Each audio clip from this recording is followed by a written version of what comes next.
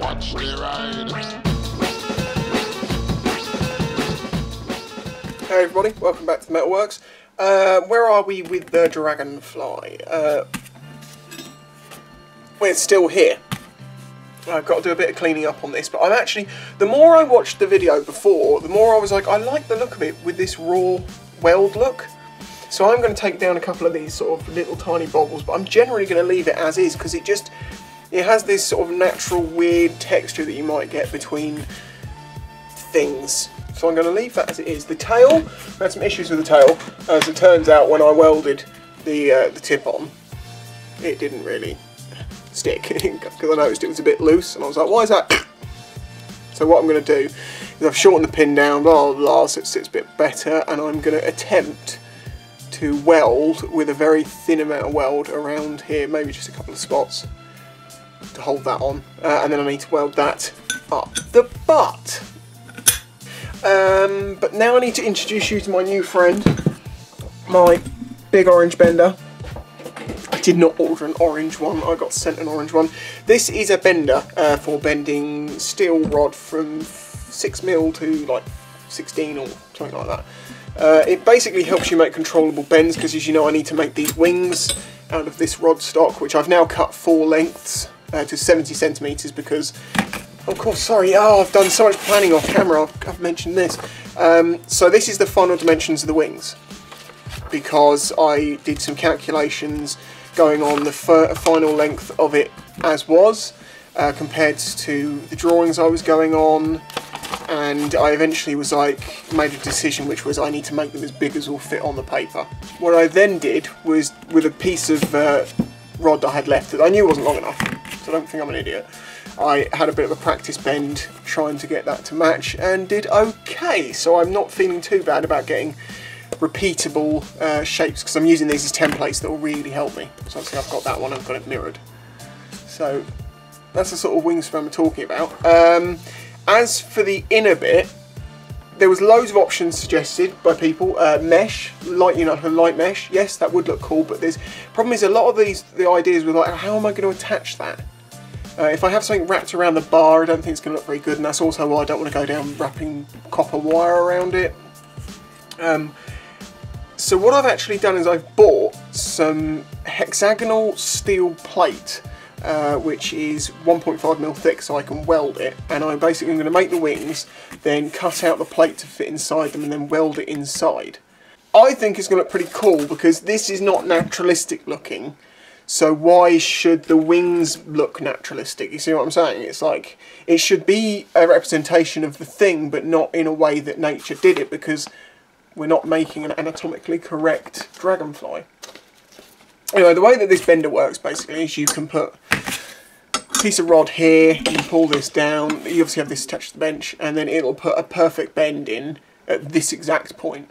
And you've got stops so you can repeat them, and you can actually do multiple lengths at once so you can repeat the bends. I think I can probably get three 6mm bars in at a time if I wanted to, but actually I need to do 2 at a time.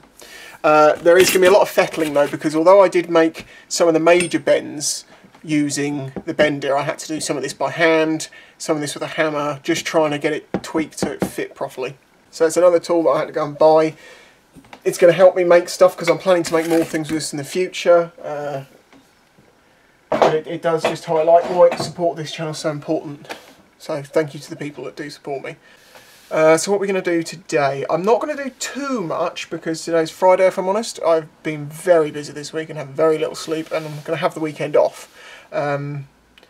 So I think I'll just get this finished. The tail, some cleaning up on the neck, any other little bits I can think of, but the wings is going to be its own project because that's going to be something that once I start doing it, I'll get better as I'm doing it, and it'll be better to do it in one long hit, and then it should go much better. Do you ever feel like you're being watched? Yeah, thanks Dave. Okay, so let me explain. What's this vise then? This vise is the one I was using before. It doesn't belong to me, but I'm just borrowing it again until my replacement comes. Right, doing it the way I thought I was going to have to do it.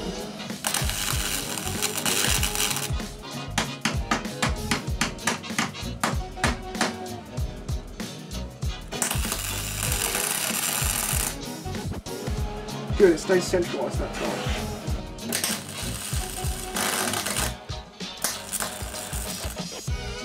Yeah, there's no gas coming out. Does that gas bottle run out? It's not proved to be easy, and that's my last bottle of gas as well, so I'm going to have to buy another load of I mean, I've got one left, is what I'd say.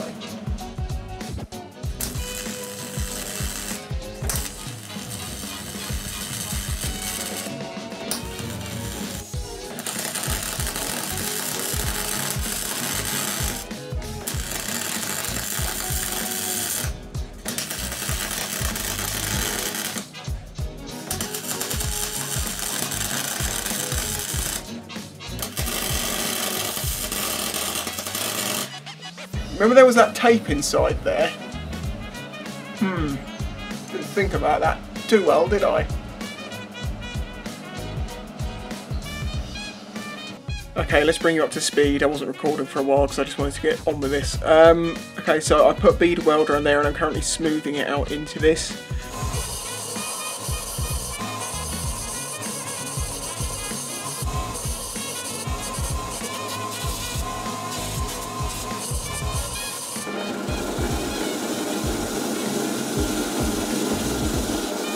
With a combination of welding, sanding, grinding, buffing, and these files which Dave sent me, so handy. Particularly on this because the where I've got some welding between the teeth, this is hardened, the weld isn't, so this went right through the weld but left the hardened steel underneath intact.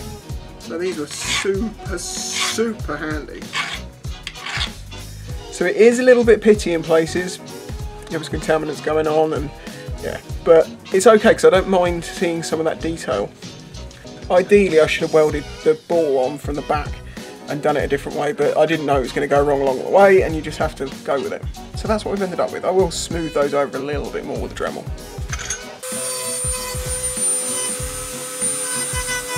I don't like this sound. I think I'm going to need to weld all the way around this and then blend it and then carve it, but it'll look great. I know it'll look good. It's just going to be a load of work, and this is not, I was imagining one plug and I'm doing an awful lot more than I was planning to, but it will look better for it, so let's just get on with it. You know, there's sometimes those things where mistakes happen at the start and it doesn't work like you're planning, it just takes you a long time to get it right, but as annoying and time consuming as it is, it's quite nice to just get to where you wanted it to be.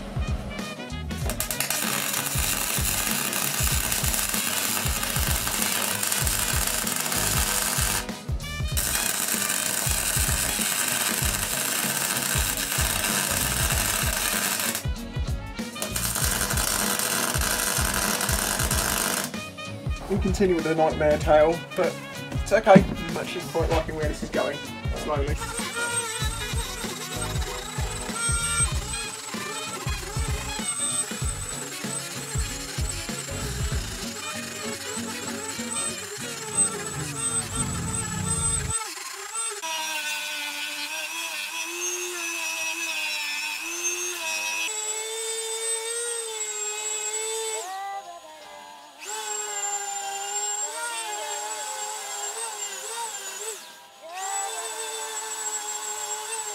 I'm not going to express how long this has actually taken me to do. I am very happy with the result. It is not what I started out with, it's actually better in my mind.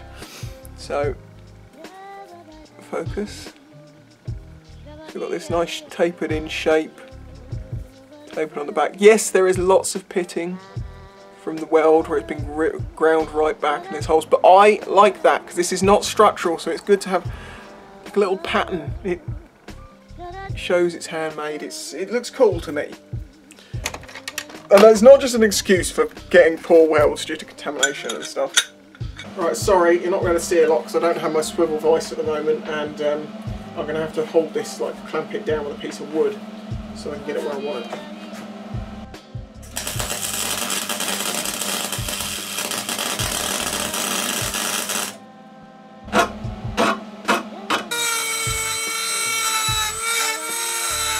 Okay, well I've got one spot on the tail and I want to make sure this isn't going to come off.